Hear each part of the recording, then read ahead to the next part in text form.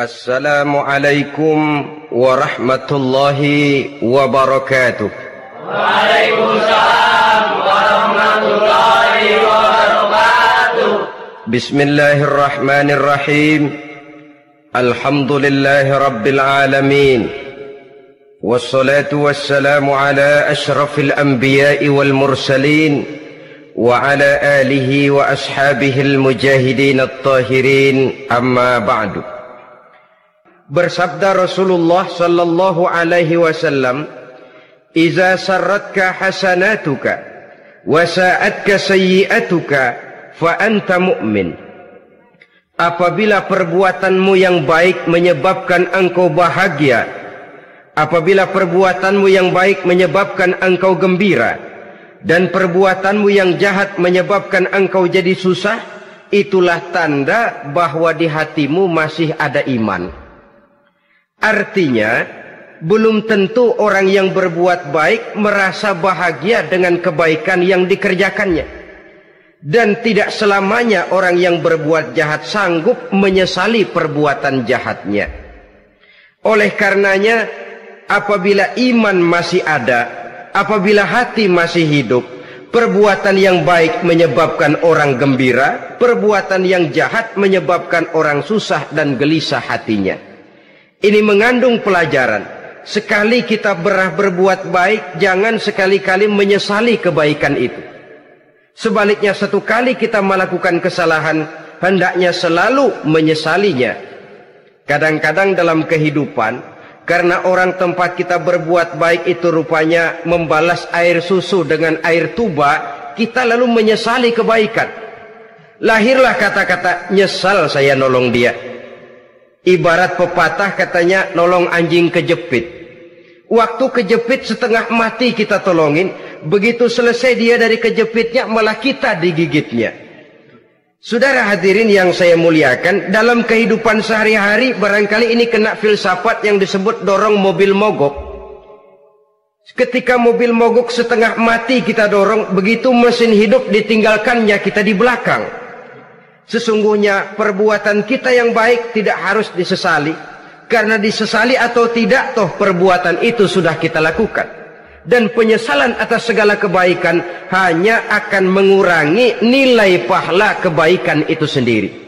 Berbahagialah apabila berbuat baik, walaupun orang yang kita melakukan kebaikan membalasnya dengan kejahatan. Menyesalah apabila berbuat kesalahan, apabila melakukan dosa, karena itu pertanda nilai iman yang masih hidup dalam jiwa kita.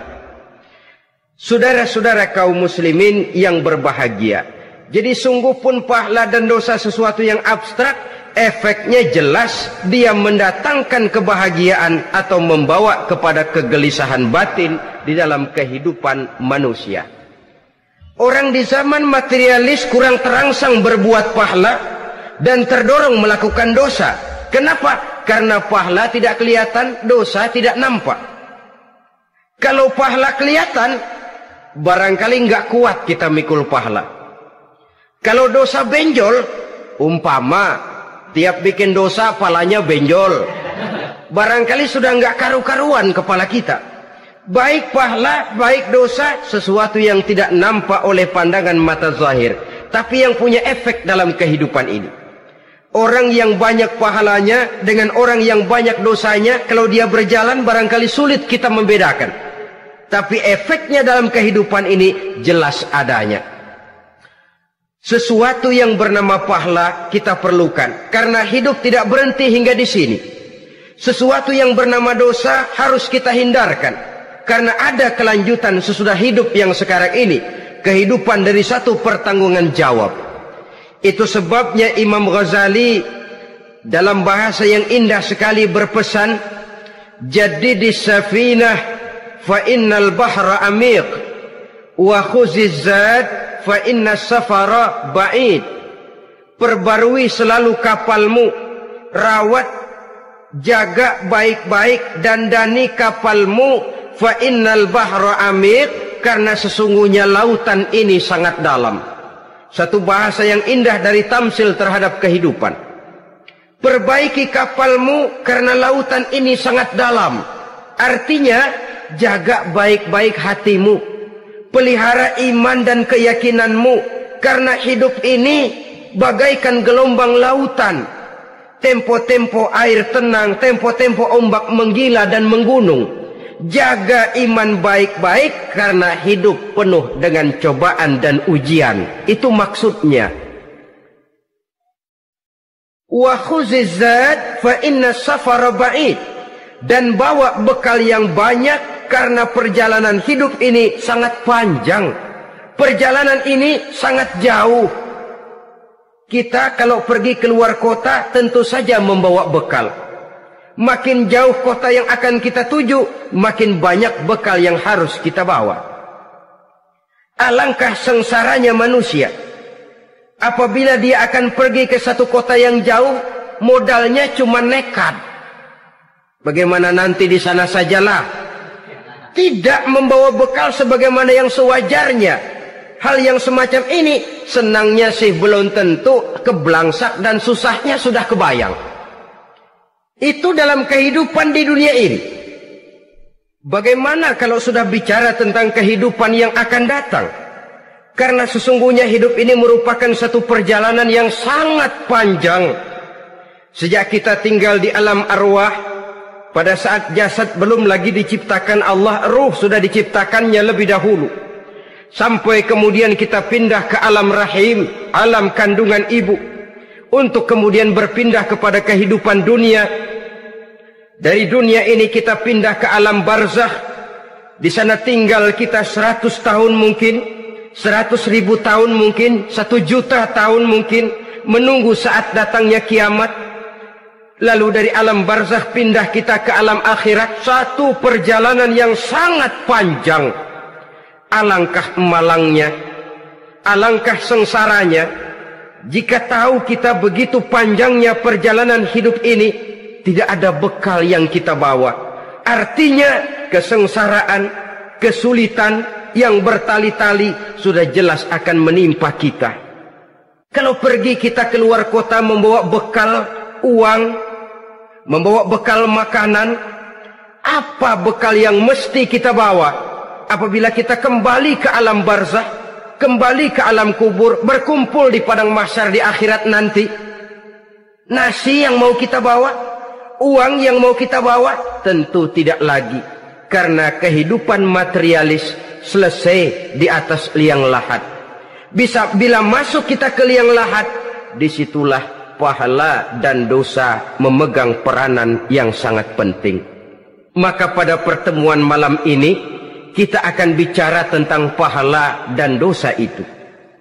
Saudara-saudara kaum muslimin rahimakumullah, yang dinamakan pahala, kata Imam Ali Al-Jurjani dalam kitab At-Ta'rifatnya, ma yastahiqqu bihi ar-rahmatu wal maghfiratu minallahi ta'ala.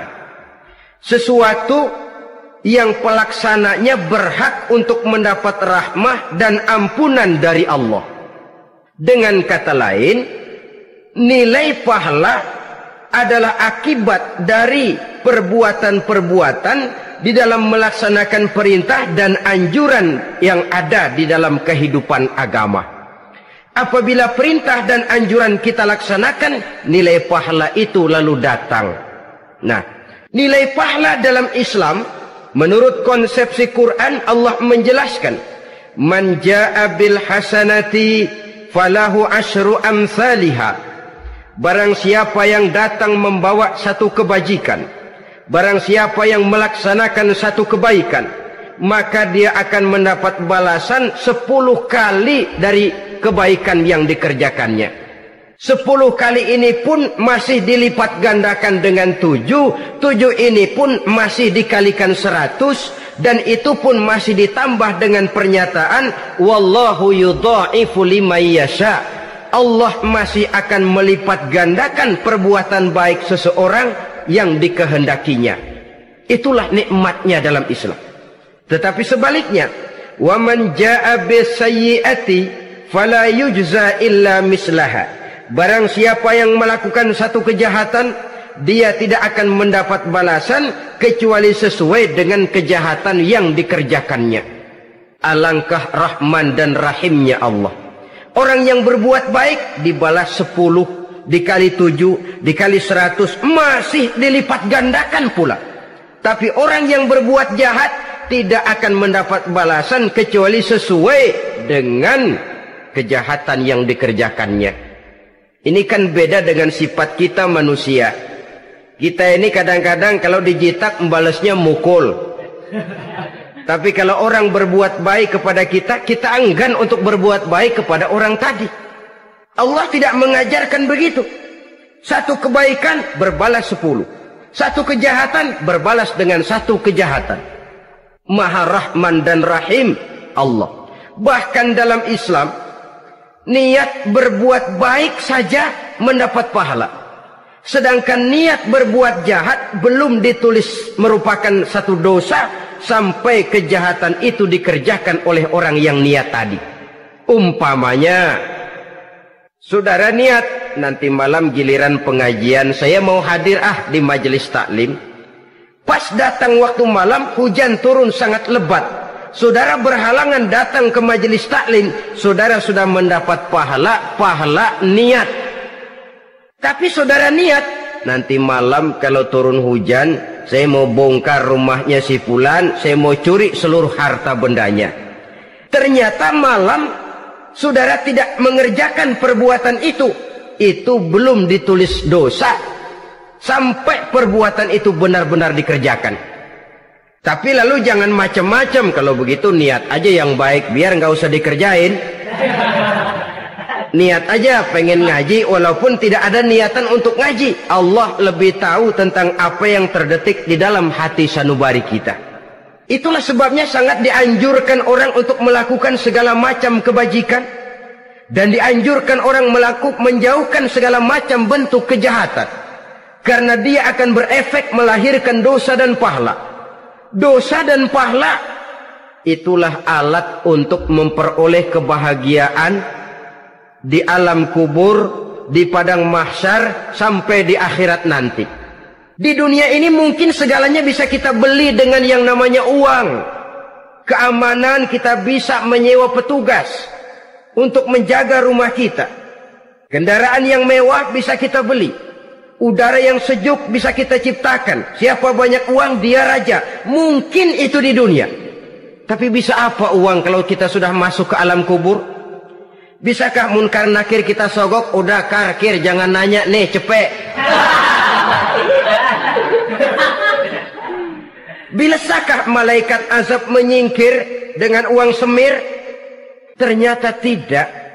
Untuk memperoleh kebahagiaan di sana, nilai pahala. Kesengsaraan akan kita dapat kalau kita banyak menumpuk dosa. Oleh karena itu jangan beranggapan pahala nggak kelihatan, dosa juga nggak kelihatan, biarin saja. Yang tidak kelihatan ini pada waktunya akan memegang peranan yang sangat penting. Tapi tidak cuma untuk menghadapi hidup di situ kita lalu harus berbuat baik dan meninggalkan yang jahat. Terutama juga di dunia ini. Toh pepatah bilang gajah mati meninggalkan gading, harimau mati meninggalkan belang. Apa yang akan kita tinggalkan setelah kita mati? Kita ingin jasad kita boleh hancur terkubur tanah, tapi nama kita ingin hidup terus, dikenang orang 100, 1000, bahkan 1.000.000 tahun yang akan datang. Ditulis orang dengan tinta emas dalam sejarah, tercatat kita sebagai orang baik-baik. Saudara-saudara kaum muslimin rahimakumullah. Lalu perbuatan apa yang bisa mendatangkan pahala itu? Saudara-saudara, semua perbuatan yang diperintah dan dianjurkan oleh Allah, yang dikerjakan dengan ikhlas hanya untuk mencapai ridho Allah, mendatangkan pahala. Kadang-kadang menurut pendapat kita remeh, tapi nilainya di sisi Allah besar. Itu pahala. Menghitung pahala itu hak prerogatif Allah. Perbuatan yang ringan Allah mau berikan ganjaran yang besar, itu urusan Allah. Misalnya, kata Nabi, la tahkiranna minal ma'rufi syai'an. Jangan kamu menganggap remeh perbuatan baik walaupun kecil. Jangan merasa sulit melakukan perbuatan yang mengandung pahala. Bertemu dengan teman, muka kita cerah, berpahala. menyingkirkan duri di jalanan berpahala, menolong orang yang sesat, memberitahu orang yang bertanya berpahala. Tidak sulit kalau kita mau. Yang diperintah dan dianjurkan oleh agama itu perbuatan yang mengandung nilai-nilai pahala. Masalahnya cuma tinggal mau atau tidak dan dikerjakan dengan ikhlas. Bertemu teman mukanya cerah, pahala. Menyingkirkan duri di jalanan, pahala. Sedekah, pahala. Tidak berupa perbuatan, bisa berupa ucapan. Misalnya bersolawat, pahala. Bertasbih dan bertahmid, pahala. Kata Nabi, kalimatani khafifatani 'alal lisan, saqilatani fil mizan. Ada dua kalimat yang enteng di lidah tapi berat di timbangan akhirat nanti. Apa itu? Subhanallah walhamdulillah. Itu kan amalan yang ringan, perbuatan yang mudah saja, tapi nilainya demikian besar dalam pandangan Allah. Jadi pendeknya, perbuatan yang bernilai pahala adalah perintah dan anjuran agama yang dilaksanakan dengan ikhlas semata-mata untuk mencapai ridho Allah, itu mengandung pahala. Niat dasarnya itu harus karena Allah, landasannya harus karena ikhlas. Bukan cuma sekedar basa-basi, tidak karena ingin dipuji orang, tidak karena mengharap tanda jasa, tapi ikhlas semata-mata. Dari perbuatan yang paling kecil dan mudah sekali sampai kepada amalan-amalan yang besar dan memerlukan biaya yang besar, seperti melaksanakan ibadah haji, seperti jihad fi sabilillah, membangun masjid, membangun pondok-pondok pesantren, membangun pusat-pusat kesehatan, membangun jalan-jalan umum, termasuk menjaga keamanan. Jangan dikira loh, siskamling umpamanya, menjaga keamanan kampung tidak berpahala. Kalau diniatkan ibadah, menjaga ketenangan warga supaya mereka tekun ibadah, ikhlas karena Allah, itu juga bernilai ibadah. Keluar kita dari rumah, pergi pagi, pulang sore, peras keringat, banting tulang cari nafkah buat menghidupi anak istri kita. Kalau diniatkan ibadah, melaksanakan kewajiban sebagai kepala rumah tangga, membantu orang tua sebagai anak, itu juga perbuatan-perbuatan yang mengandung pahala. Yang terbaik sesuai dengan bidang kehidupan kita. Ada orang yang dinamakan abid, ahli ibadah, pahala yang paling baik bagi dia banyak-banyak tahajud, sembahyang malam, wirid, zikir, tasbih. Ada yang dinamakan orang alim, pahala yang paling baik buat orang macam ini mengajar, menyebarkan ilmu, mendakwahkan Islam. Ada yang disebut wali, pejabat pemerintah, petugas. Amalan pahala yang paling baik buat orang semacam ini melayani masyarakat, bekerja di bidangnya sesuai dengan profesinya. Saudara hadirin yang saya hormati, jadi dengan demikian perbuatan-perbuatan yang mengandung nilai-nilai pahala ini bisa perbuatan yang menurut kita kecil namun punya nilai besar. Apalagi perbuatan besar dengan biaya yang besar, tentu makin besar juga pahala yang disediakan oleh Allah Subhanahu wa ta'ala. Oleh karenanya, kalau kita bercermin dari ayat Quran, hidup ini kesempatan untuk berbuat baik. Huwallazi khalaqal mauta wal hayata liyabluwakum ayyukum ahsanu amala. Dialah Allah, Tuhan yang telah memberikan hidup dan mati kepadamu untuk menguji kamu, siapa di antara kamu yang paling baik amal perbuatannya. Jadi tidak saya rinci, tapi cukuplah satu penjelasan global. Perbuatan yang berpahala adalah perbuatan melaksanakan perintah Allah atau anjuran Allah dengan dasar ikhlas, dengan tujuan untuk mencapai ridho Allah semata-mata. Lalu apa perbuatan yang mengakibatkan dosa itu? Saudara-saudara, dosa lahir akibat melakukan larangan Allah atau mengerjakan yang dicelaknya. Nah, para ulama ada yang membagi dosa itu menjadi dua bagian. Ada dosa-dosa kecil, ada dosa-dosa besar. Tetapi sebenarnya ditinjau dari segi hakikatnya, kalau sudah melakukan satu kesalahan yang mengakibatkan dosa, jangan dilihat besar dan kecilnya, tapi kepada siapa dosa itu kita kerjakan. Sebab kalau dosa kita anggap satu yang kecil, orang akan terangsang untuk mengerjakan yang kecil-kecil saja. Sehingga dengan demikian yang kecil pun akan menjadi besar kalau ditumpuk-tumpuk. Sedangkan yang besar bisa saja menjadi kecil kalau selalu diiringi dengan permohonan ampun kepada Allah. Itu sebabnya para ulama sufi, orang-orang tasawuf mengatakan la saghair ma'al istimrar wala kabair ma'al istighfar. Tidak ada dosa yang kecil kalau dikerjakan terus-menerus, dan tidak ada dosa yang besar kalau digempur tiap saat dengan perbuatan istighfar atau memohon ampun kepada Allah Subhanahu wa taala. Cuma saja pada umumnya karena dosa-dosa kecil itu lebih mudah taubatnya, dan ada janji Nabi, barang siapa yang meninggalkan dosa-dosa besar akan diampuni dosa-dosanya yang kecil-kecil. Oleh karena itu pada kesempatan ini kita akan juga bicarakan apa saja yang termasuk klasifikasi dosa-dosa besar, dengan harapan kita bisa menjaga diri, menyelamatkan diri, jangan sampai terjatuh ke dalam dosa-dosa yang besar tadi. Tetapi bukan berarti kita harus terangsang melakukan dosa-dosa yang kecil. Ah, biarin kecil ini, tobatnya gampang.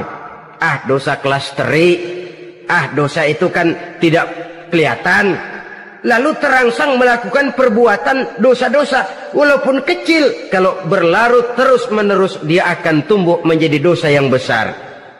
Oleh karenanya jangan sampai mengundang pengertian kalau kita membicarakan dosa-dosa yang besar lalu terangsang melakukan dosa-dosa yang kecil, karena bagaimanapun juga dosa kecil dan dosa besar sama dalam arti kepada Allah kita melakukan kesalahan. Dan dosa yang kecil pun kalau bertumpuk, dia akan menjadi banyak. Saudara-saudara kaum muslimin rahimakumullah, ada beberapa jenis dosa-dosa besar. Jenis yang pertama, asyirku billah, syirik atau menyekutukan Allah. Dari sekian deretan dosa-dosa besar, syirik ini merupakan bapak moyangnya dosa. Dedengkotnya dosa itu syirik, menyekutukan Allah. Bahkan dosa yang lain Allah masih mau mengampuni, tapi kalau sudah syirik, menyekutukan Allah, itu sudah satu dosa yang tidak berampun sama sekali. Oleh karena itu tepat pesan Imam Ghazali tadi, jadi di safinah fa innal bahra amik, jaga iman, pelihara akidah, dandani kapal, karena hidup ini gelombang lautan sangat dalam, hidup banyak cobaan.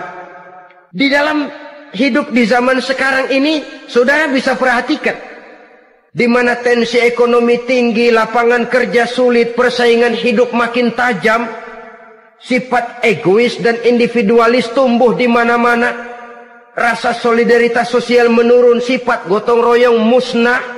Orang mudah potong kompas, potong jalan.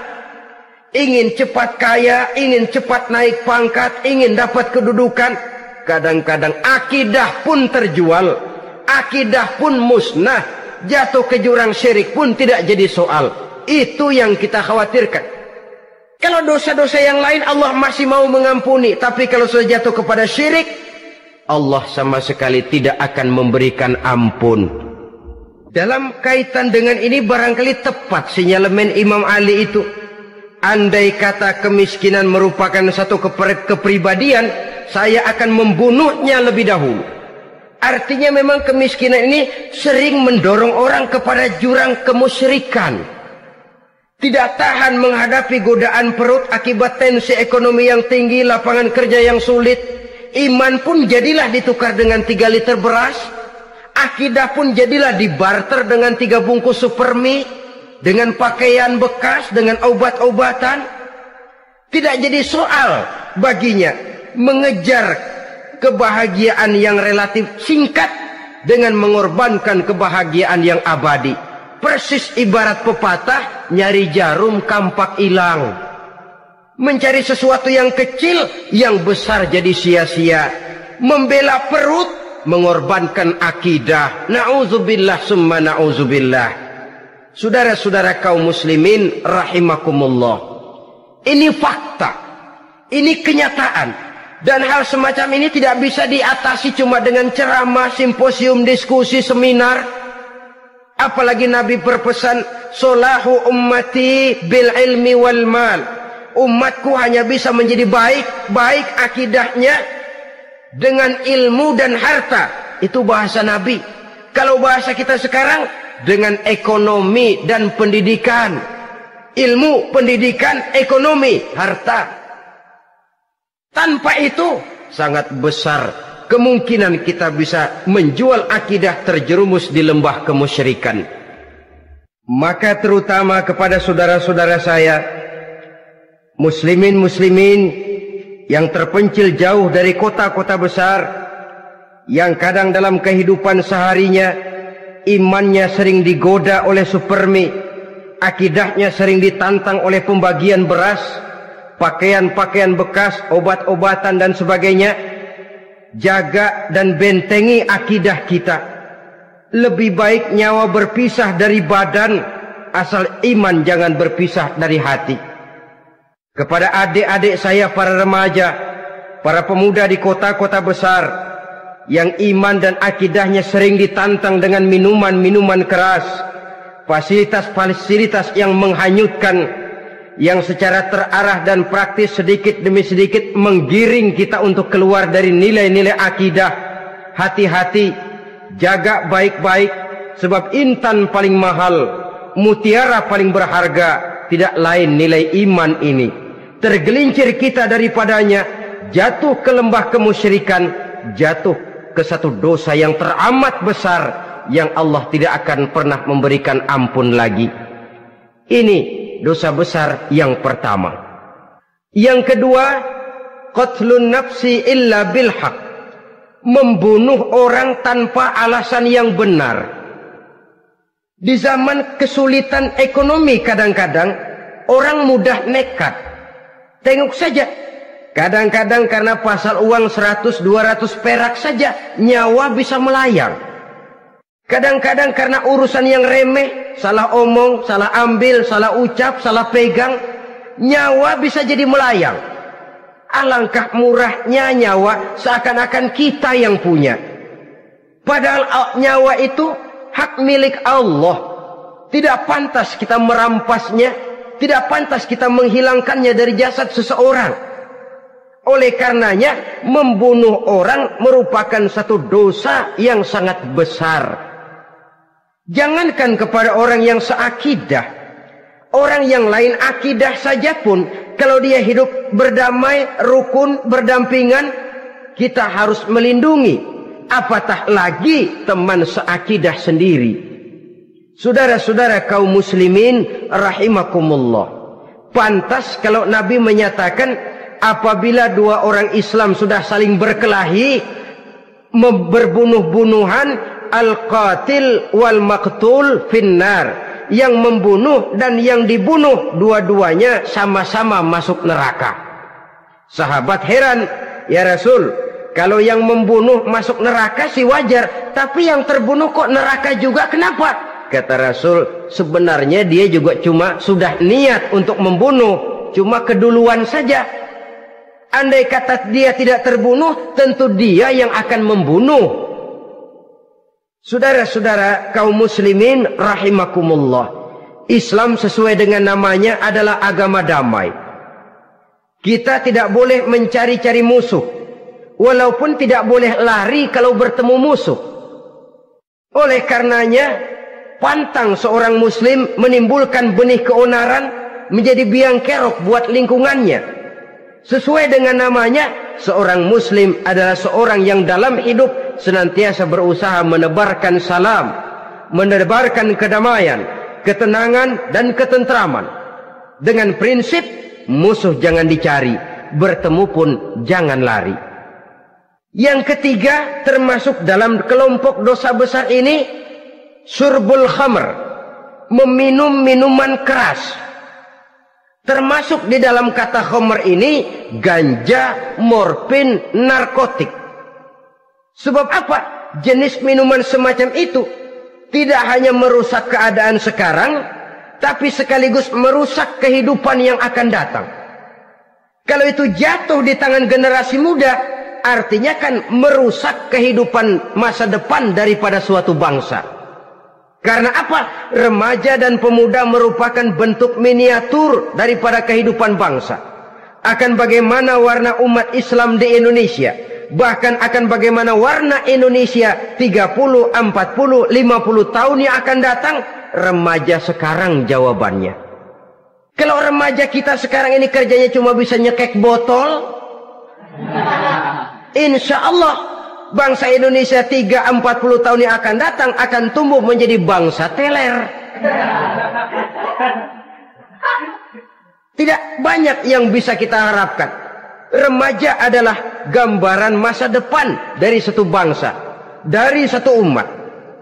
Dan remaja itu di dalam dirinya secara fitrah terkumpul semua bakat, terdapat semua kemungkinan. Kita ini lahir membawa sifat pemimpin, tapi juga membawa sifat pengacau. Kita ini ada bakat jadi orang jujur, ada bakat jadi pengkhianat. Kita ini ada bakat menjadi orang baik-baik, kita juga punya bakat jadi biang kerok. Kita kemungkinan bisa jadi pemimpin bangsa, tapi juga bisa menjadi pemimpin bangsat. Nanti lingkungan dan pendidikan akan menumbuhkan, membentuk mana yang tumbuh lebih subur.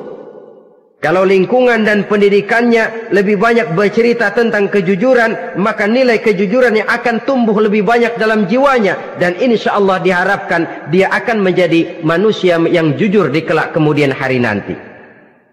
Dan masalah minuman keras ini sebenarnya berkait.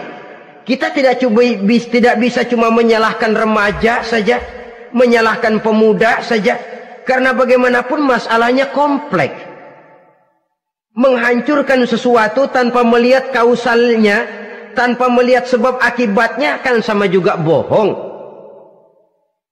Kemungkinan karena broken home, kemungkinan karena pergaulan, kemungkinan karena kurang perhatian orang tua, kemungkinan karena akibat bacaan, tontonan, atau fasilitas berupa dibukanya pabrik-pabrik minuman keras, dijualnya minuman-minuman keras, di warung-warung yang remang-remang, yang memberikan kenikmatan, kebahagiaan dan kebanggaan tersendiri, sehingga akhirnya orang terangsang untuk datang dan minum di sana.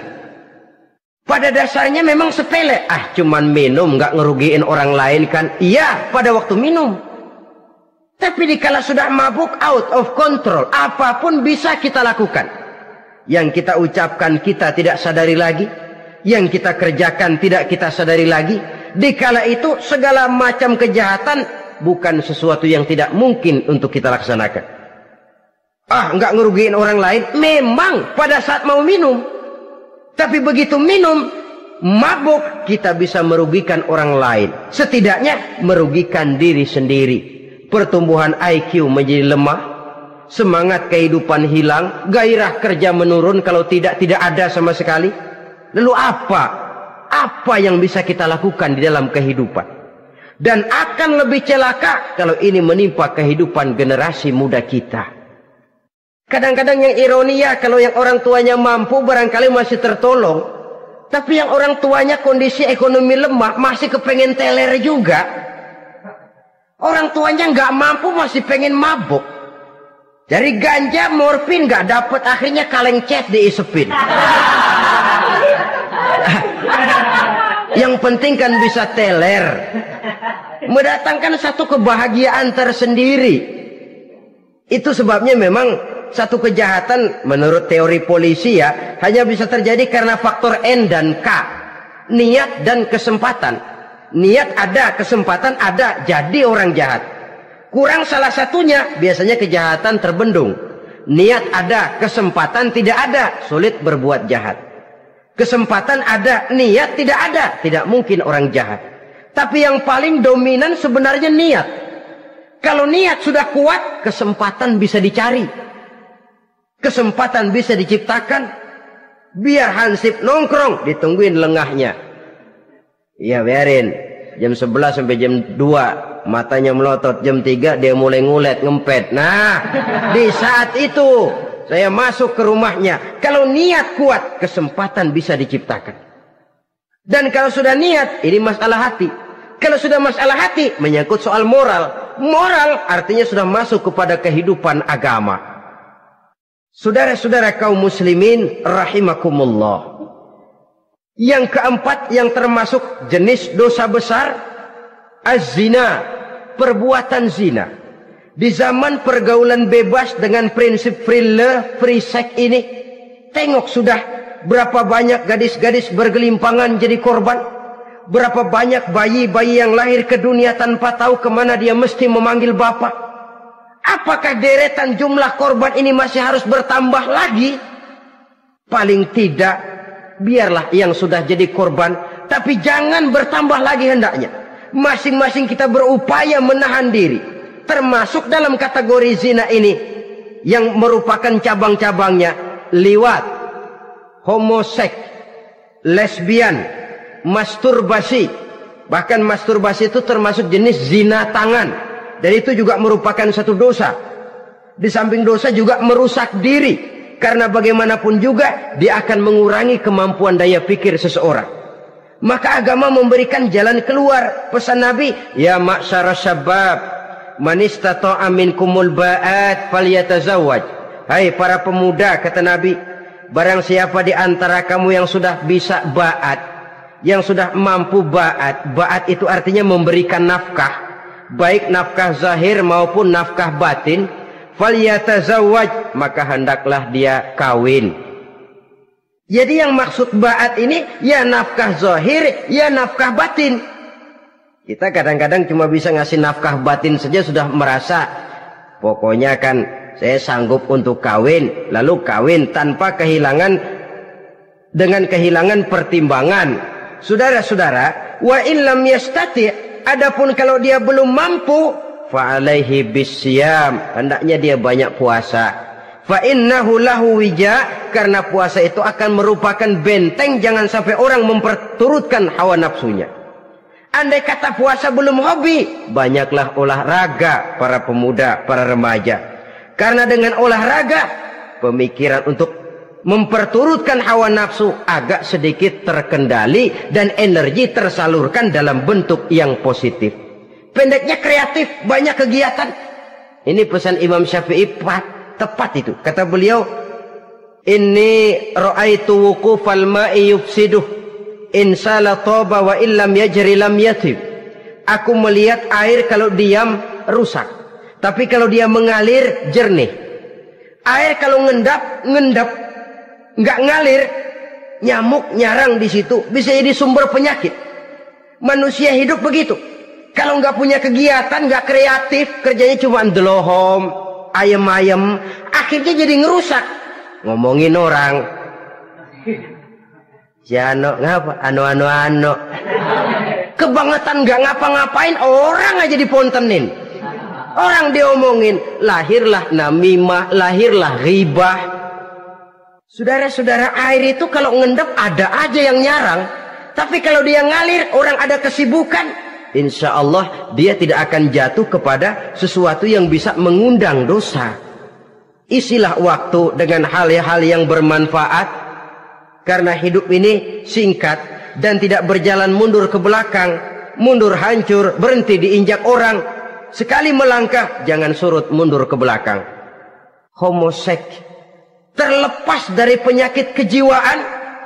Sekarang ini kan sudah ada persatuan kaum gay katanya, meminta perlakuan yang sama dan agar dibolehkan kawin sesama mereka.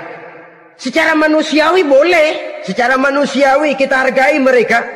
Tapi dari kacamata agama ini jelas merupakan penyimpangan, dan penyimpangan merupakan suatu dosa terlepas dari pertimbangan manusiawi. Jangan karena terlalu memperturutkan suara manusiawi lalu kita mengesampingkan agama. Termasuk lesbian, wadon karo wadon. Kalau homo itu kan lanang karo lanang katanya. Saudara-saudara kaum muslimin rahimakumullah, ini bukan penyakit baru. Liwat, homoseks sudah dikenal dari zamannya Nabi Lut. Laki dengan laki. Lesbian dari zaman istrinya Nabi Lut. Terlepas dari penyakit kejiwaan, dari segi agama, ini merupakan penyimpangan dan merupakan dosa yang besar. Yang kelima, yang termasuk jajaran dosa kelas kakap, qazful mu'minina wal mu'minat, menuduh orang mukmin yang baik-baik, laki atau perempuan, melakukan perbuatan zina sehingga hancur namanya di masyarakat.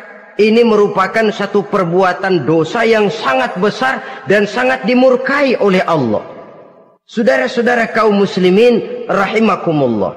Oleh sebab itu tentang masalah ini, kalau memang tidak ada saksi, jangan sembarang kita enteng lidah menuduh orang lain berbuat zina, menuduh orang lain berbuat serong. Dosanya kelewat besar di dalam kehidupan.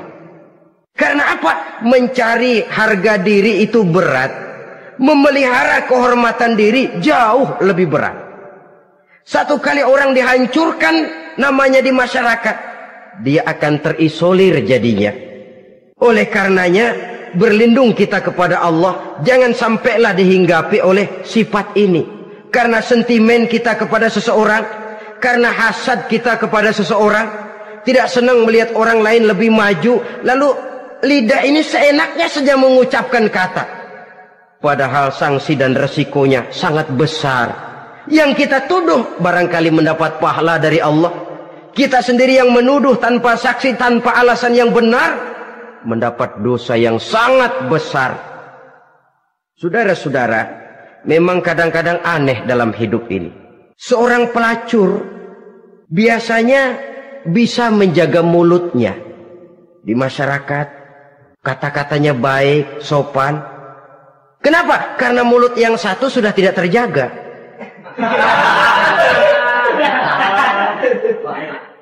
Kita kadang-kadang kehormatan bisa kita jaga, tapi mulut tidak terkontrol. Ngomong saenake dewe, bikin orang mangkel, kesal, fitnah sana, fitnah sini, menghancurkan nama baik orang, ngomongin yang macam-macam. Bagai-bagai macamlah caranya. Saudara-saudara kaum muslimin yang berbahagia. Jadi dengan demikian, menuduh orang lain berbuat zina, sedangkan orang itu tidak pernah melakukannya, ini termasuk satu dosa yang sangat besar di dalam kehidupan ini. Yang keenam, al-'aqu bil walidain, durhaka kepada ibu bapak. Seorang anak, bagaimanapun banyak nilai ibadahnya, banyak kebaikan di masyarakat, menyandang berbagai macam gelar, pangkat dan jabatannya tinggi, tapi kalau sudah durhaka kepada kedua orang tuanya, alamat hidup tidak lagi membawa keberkahan.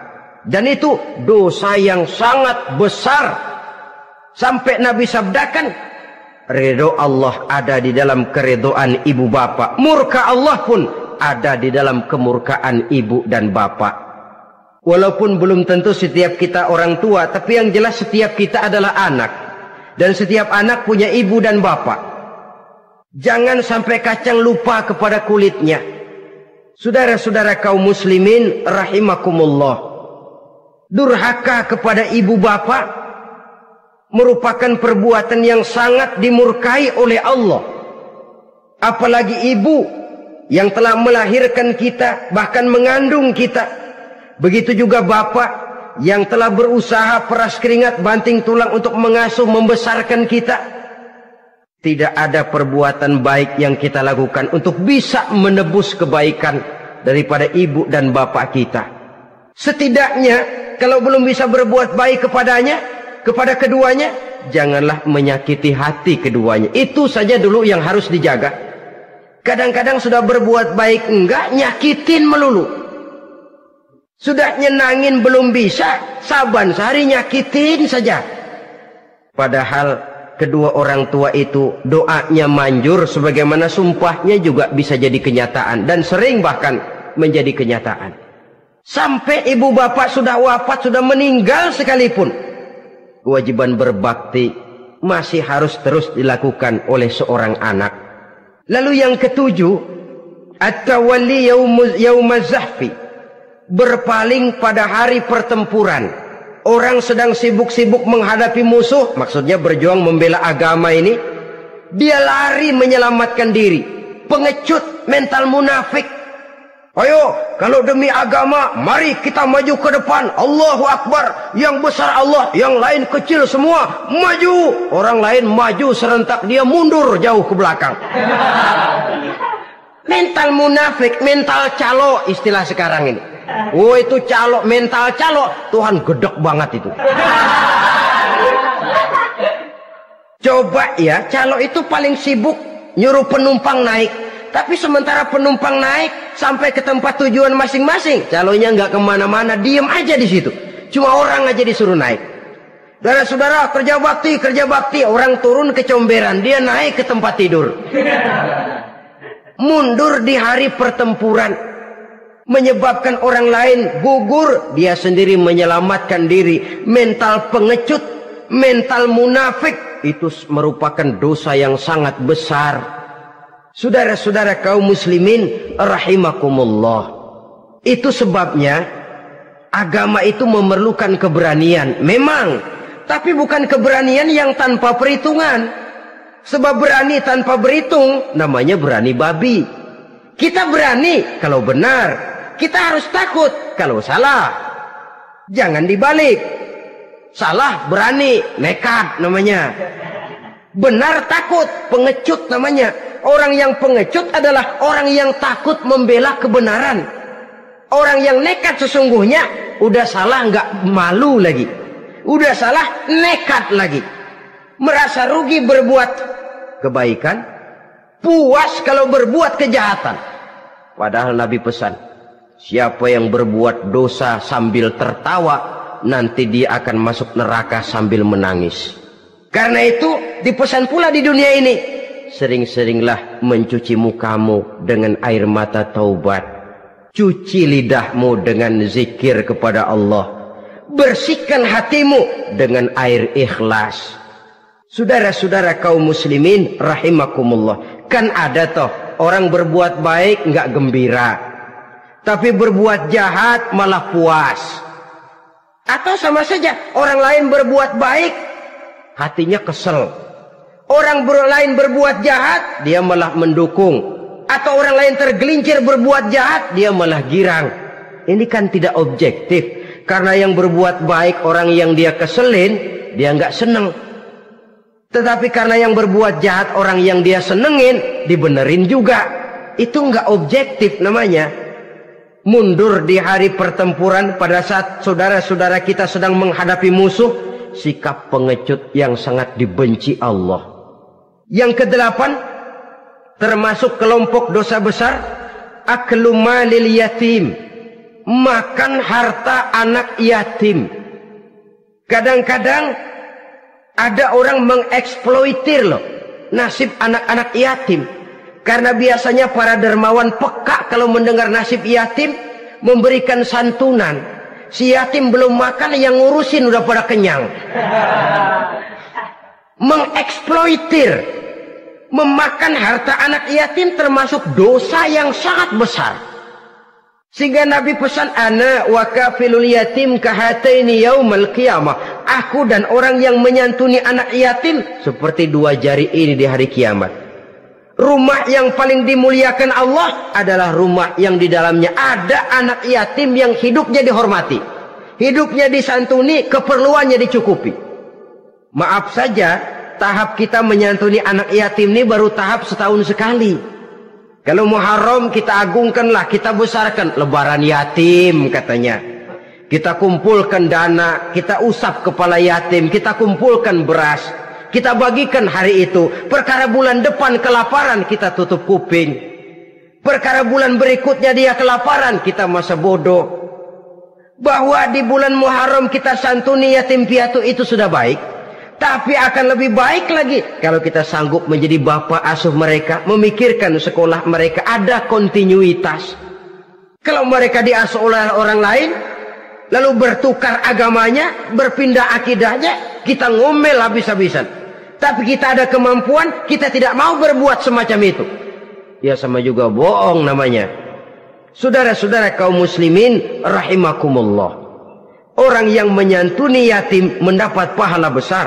Tapi orang yang mengkorup harta anak yatim, dosanya juga sangat besar. Berhati-hatilah kalau kita diberikan kepercayaan oleh masyarakat untuk mengurus anak-anak yatim. Karena pahalanya besar, resikonya juga besar. Yang kesembilan, syahadatuz zur, sumpah palsu. Sebab sumpah palsu ini menggunakan nama Allah untuk sesuatu yang tidak benar. Nama kita saja dibawa untuk yang tidak benar, kita jengkel. Nama kita dipalsukan untuk sesuatu yang tidak baik, kita kadang-kadang jengkel, tidak puas jengkel, menuntut melalui saluran hukum. Kenapa? Nama saya dicatut. Bagaimana lagi kalau nama Allah kita pakai untuk bersumpah, sumpahnya palsu, menguntungkan kita, merugikan orang lain, Allah murka betul. Maka sumpah palsu termasuk deretan dosa-dosa besar. Apalagi yang ke-10, aklur riba, makan riba alias renten. Ini kan yang cepat mendatangkan uang. Kadang-kadang kalau yang bikin riba itu orang awam barangkali, ya masih kita maklumi. Kadang-kadang penyakit ini datang menimpa mereka juga yang kita kenal kebaikannya. Bahkan suka datang ke musola, rajin ke masjid kadang-kadang. Riba masih dimakannya. Karena ini cara cari duit paling enak. Duit utuh, tambahnya terus masuk. Na'udzubillah summa na'udzubillah. Itu yang diibaratkan dalam perjalanan Mi'raj waktu Nabi diperlihatkan neraka. Orang perutnya sebesar rumah dililit ular, diseret-seret itu hancur perutnya, dibulatkan lagi, diseret lagi, hancur lagi, dibulatkan lagi, terus menerus begitu. Dia berteriak, mengerang, mengeluh, mengaduh kesakitan. Nabi tanya, itu apa Jibril? Itu contoh dari umatmu yang suka makan riba Muhammad, makan renten. Saudara-saudara, ini kan mencekik leher orang. Orang sedang kesulitan, kelihatannya sih baik, menolong. Tapi di belakang menolong itu nyekek. Di belakang nolong itu nyekek. Dan nyekek itu sebenarnya tujuan utamanya. Orang yang menjalankan riba pada dasarnya tidak punya peri kemanusiaan kok. Kalau dia kelihatannya mau menolong, kelihatannya motifnya mencari untung di belakang itu. Jauh dari kemanusiaan. Yang ke-11, saudara-saudara, termasuk jajaran dosa besar itu qat'ur rahim, memutuskan silaturahmi. Marah, hobi sama marah. Kalau 3 hari nggak marahan sama orang, ngebet palanya. Selalu nyari gara-gara. Kalau udah marah berlaku perpanjangan waktu. Tahun, 2 tahun, kadang-kadang seumur hidup. Saudara hadirin yang saya muliakan. Apalagi mengurangi timbangan termasuk kelas dosa besar. Makan suap termasuk dosa besar. Semir menyemir dosa besar. Apalagi bunuh diri. Nah ini, bunuh diri dosa besar. Kadang-kadang karena sulit nekat, daripada hidup susah mendingan mati sekali.